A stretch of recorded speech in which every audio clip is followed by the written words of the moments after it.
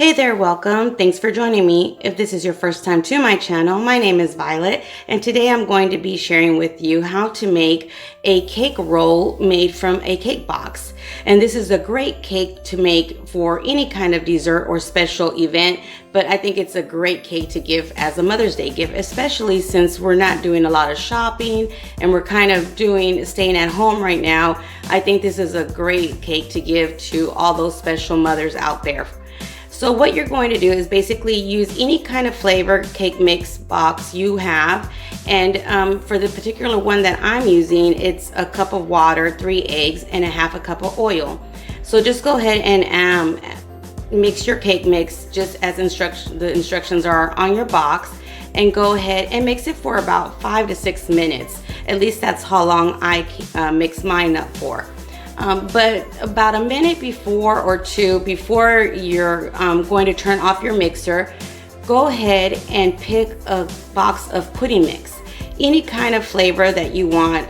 For today, what I had on hand was a strawberry pudding mix. So that's what I'm adding to this yellow cake. So just go ahead and add any kind. Typically when I make a yellow cake or vanilla flavored cake, I add white chocolate pudding mix or just a normal vanilla pudding mix, but you can add the banana pudding mix, just any kind of pudding mix you have. Like I said, today what I had on hand was a strawberry mix, and this box of pudding mix was a little bit larger than a normal one. But if you just buy the typical size cake pudding mix, just go ahead and pour in the entire pudding mix box. So once you're done mixing up your cake and your pudding together, go ahead and spread it onto a cookie sheet.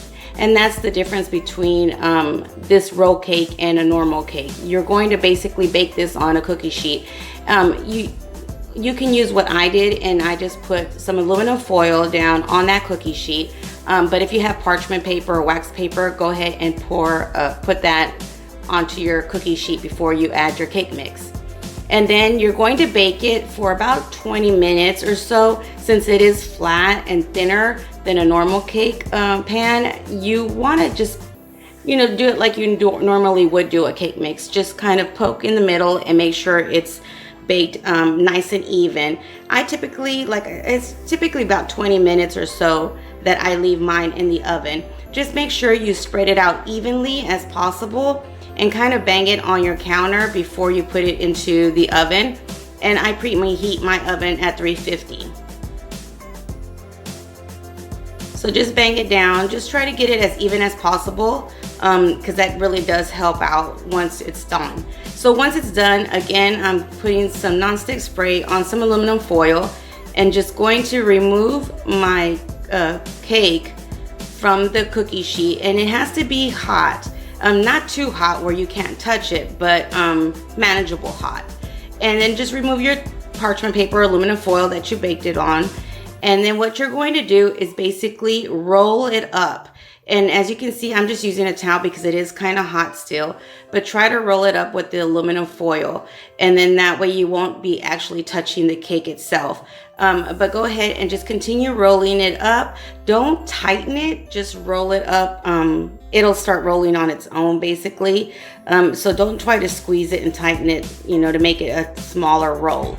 So once it's all rolled up, just go ahead and leave it there and allow it to cool down. While your cake is cooling down, go ahead and grab any kind of fruit that you want to use as a filling. What today I'm going to use is strawberries because since I use the strawberry pudding.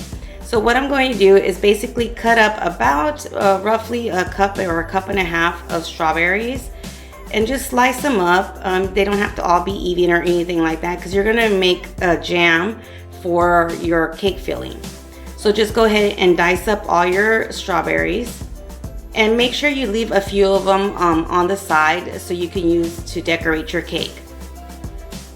So to your strawberries, what you're going to do is just get a small saucepan, add your strawberries, and add about maybe 2 tablespoons of water.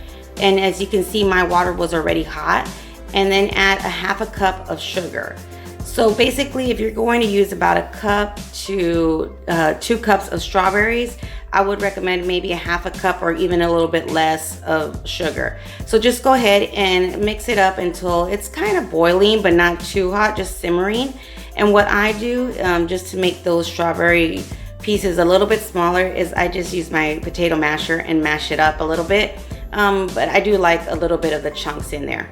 So once you're all done with that, go ahead and just pour it into a bowl and stick it in your fridge for at least maybe 30 minutes, just so it can cool down.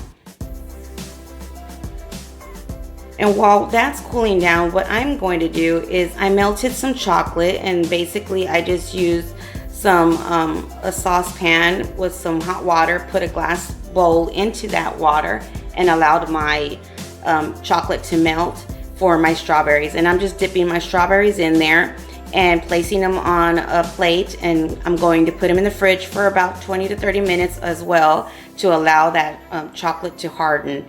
You can use any color of chocolate that you want, and you can, I know the bags that I usually use from Walmart, you can even put them in the microwave if you don't want to melt them the way I did.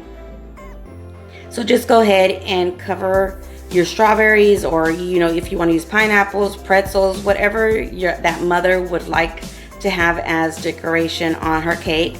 Like I said, since I wanted this to, I'm just going with my strawberry theme since that's what I had on hand.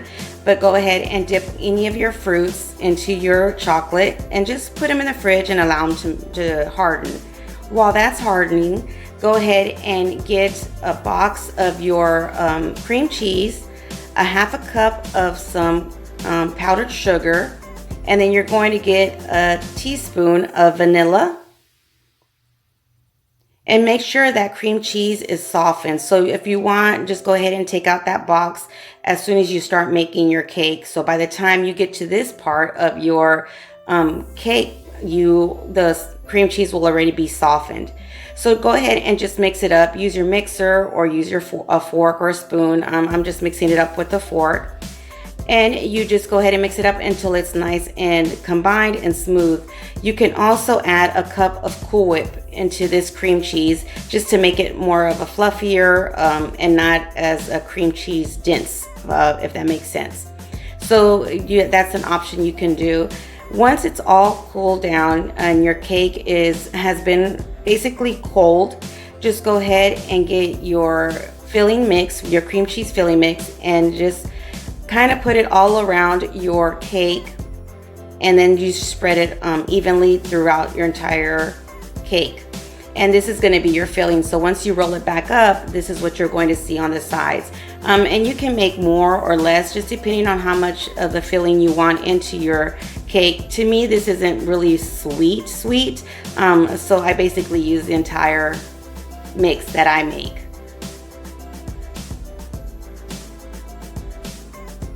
But here again, you can add, I added the vanilla flavor. You can do any kind of flavor you like to your mix.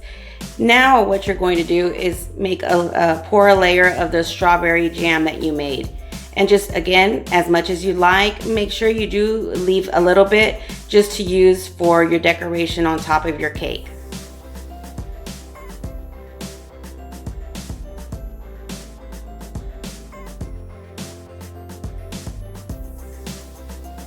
With everything that's going on right now, I know it's kind of hard to go and do some shopping, especially if you have a lot of little ones. I know it's kind of hard and terrifying to be out there, so I wanted just to share with you an idea of what you can do for all those special mothers. Even the dads out there can do this with their kids for their mothers, and it's not too hard to make. So basically, once you're done rolling that up, go ahead and put your frosting, and this is just a regular container of frosting, but what I did was I put it in the microwave for about a minute. You can even do less because this is more melted than what I normally like, but I do this in order to make a glaze instead of it being completely frosted, and you won't get that sugary bite every time you bite into your cake. So you can do without and just put maybe some powdered sugar on top, but I wanted to show you that you can make a glaze with that frosting as well. Then just go ahead and add whatever decorations you like. I'm just going to pour a little bit more of the strawberry jam over my roll. And then on top of that, I decided to go ahead and add some powdered sugar. And just a little bit, but you can just add powdered sugar to the top of this and eliminate everything else, and it still will taste really, really good. Now I'm going to go ahead and just put my strawberries all around my cake.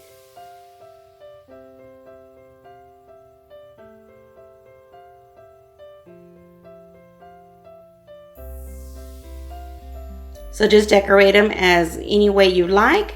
And there you have it. Now what I decided to do after that, I had a little bit more of the chocolate left, so I just drizzled it over my cake. But again, this is just completely optional. You can add as much as you like or as little. And this was absolutely delicious. So just go ahead and serve it. You don't need a huge piece, but it is a great gift idea for all those mothers out there. So I hope you guys enjoyed this DIY. And if you did, don't forget to give me a big thumbs up and share with friends and family. Until next time, stay blessed. Bye.